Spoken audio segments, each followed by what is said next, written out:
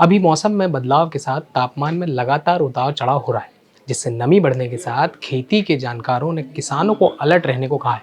कृषि जानकारों के अनुसार बदलते मौसम की वजह से खड़ी फसलों में फंगल और वायरल बीमारियों के लिए अच्छा माहौल बन जाता है। ऐसे में जरूरी है कि किसान अपनी गेहूं सरसों की फसलों को बीमारियों के हमले से बचाएं और इसके लिए समय पर कदम उठाने होंगे। एक्सपर्ट्स ने किसानों को गेहूं में पीला रतुआ, लीफ ब्लाइट और पाउडरी मिल्ड्यू के लक्षणों के लिए खेतों पर रेगुलर नजर रखने की सलाह दी है। इन बीमारियों का जल्दी पता लगाने और फंगस नाशकों का समय पर स्प्रे करने से इन्फेक्शन को फैलने से रोका जा सकता है और पैदावार बचाने में भी मदद मिल सकती है। इसी तरह सरसों उगाने वाले किसानों को व्हाइट रस्ट और डाउनी मिल्ड्यू जैसी बीमारियों पर कड़ी नज़र रखनी होगी, क्योंकि अगर इससे समय पर कंट्रोल ना किया तो पत्तियों और फलियों को नुकसान पहुंच सकता है। कृषि वैज्ञानिकों ने बताया कि पीला रतुआ के लिए 10 से 20 डिग्री सेल्सियस तापमान उपयुक्त है। 25 डिग्री सेल्सियस तापमान से अधिक होने पर रोग का फैलाव नहीं होता। भूरा रतुआ के लिए 12 से 25 डिग्री सेल्सियस तापमान के साथ नमी युक्त जलवायु जिम्मेदार है, जबकि काला रतुआ के लिए 20 डिग्री सेल्सियस से ऊपर का तापमान और नमी रहित जलवायु जिम्मेदार होते हैं। इतना तापमान हो तो गेहूं की फसल को लेकर सतर्क रहें।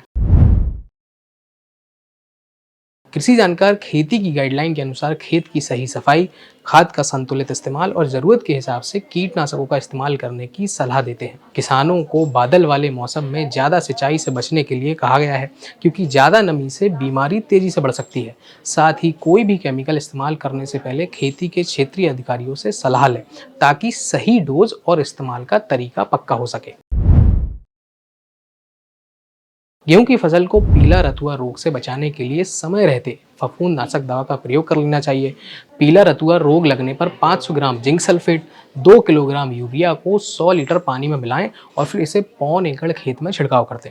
ऐसा करके फसल को बचाया जा सकता है। पीला रतुआ होने पर प्रोपकोनाजोल 200 मिलीलीटर को 200 लीटर पानी में मिलाकर फसल पर स्प्रे करें। पीला रतुआ लगने पर मैनकोजेब या दीथाने M45 नामक दवाई खेत में डालें। प्रकोप कम नहीं होने पर 10 दिनों के अंदर फिर से इस दवा का इस्तेमाल करें। यदि दवा का छिड़काव करने के दौरान आपके कपड़ों पर ये पीला रंग लग गया है तो उन्हीं कपड़ों के साथ दूसरी फसल में ना जाएं। ऐसा करने पर दूसरा खेत भी पीला रतुआ से संक्रमित हो सकता है। दरअसल पीला रतुआ का जल्द इलाज ना किया जाए तो यह काले रंग का हो जाता है और पौधे को सुखा देता है। यदि कहीं ऐसा दिखाई दे तो अपने नज़दीकी कृषि अधिकारी से संपर्क करके आप उस पर नियंत्रण कर सकते हैं। रतुआ रोग पहले खेत में 10-15 पौधों पर ही होता है। एक गोल दायरे के रूप में ये शुरू होकर बाद में पूरे खेत में फैलता है। इसलिए किसान अपने खेत की नियमित रूप से निगरानी करते रहें। पीले रतुआ रोग की पुष्टि होते ही दवा का इस्तेमाल करें। यदि किसी खेत में पीला रतुआ दिखाई देता है तो अगले साल उस गेहूं के बीज का प्रयोग बुवाई में ना करें।